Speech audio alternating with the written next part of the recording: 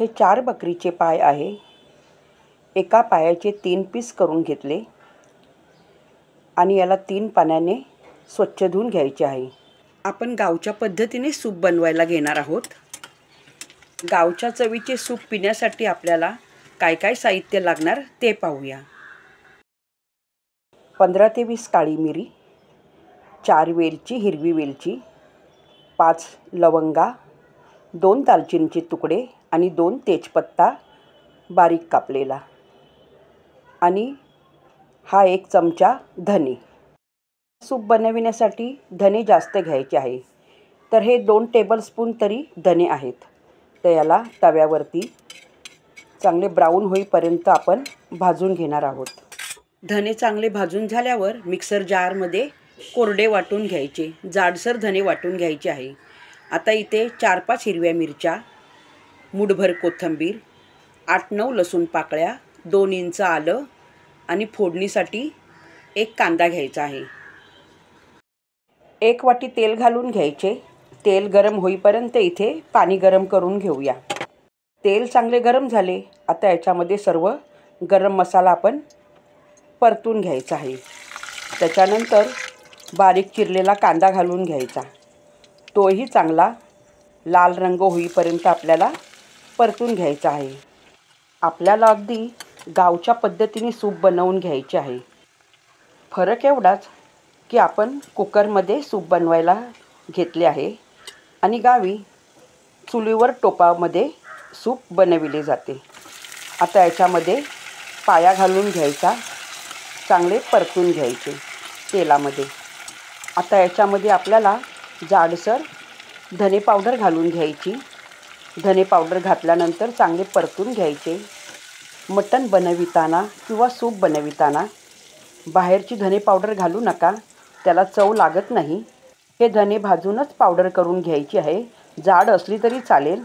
आता 1 चमचा हळद घालून घेतली।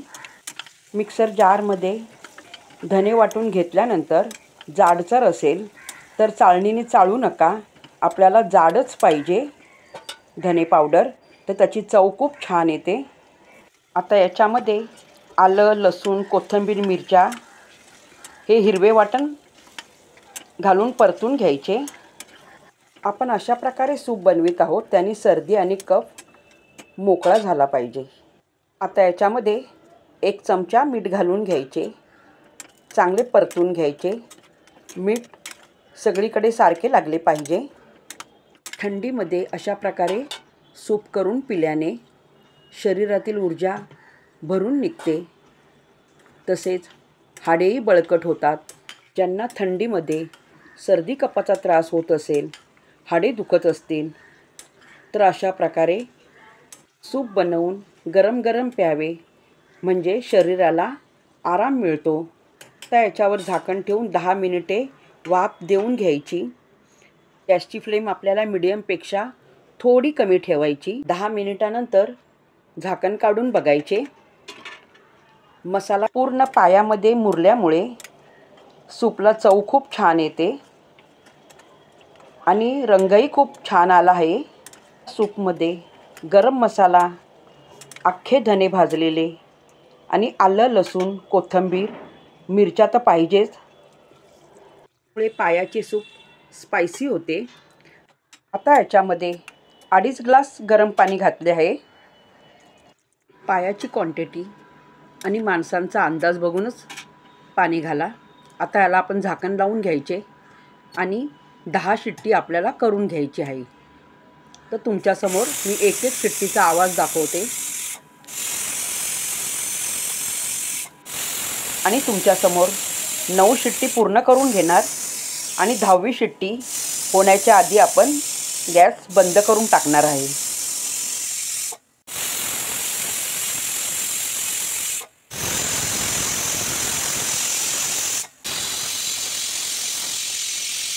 दहावी शिट्टी होण्याच्या आधी आपण गॅस बंद करून घ्यायचा। 10 शिट्टीमध्ये पाया पूर्णपणे शिजून निघतो आणि गळून सुद्धा केलेला नाही आहे। आता याच्यावर आपण बारीक चिरलेली कोथिंबीर घालूया आणि बाउलमध्ये काढून घेऊया। ही गावची चवीची रेसिपी तुम्हाला कशी वाटली, लाईक करा, सबस्क्राईब करा आणि कमेंट्स करून सांगा।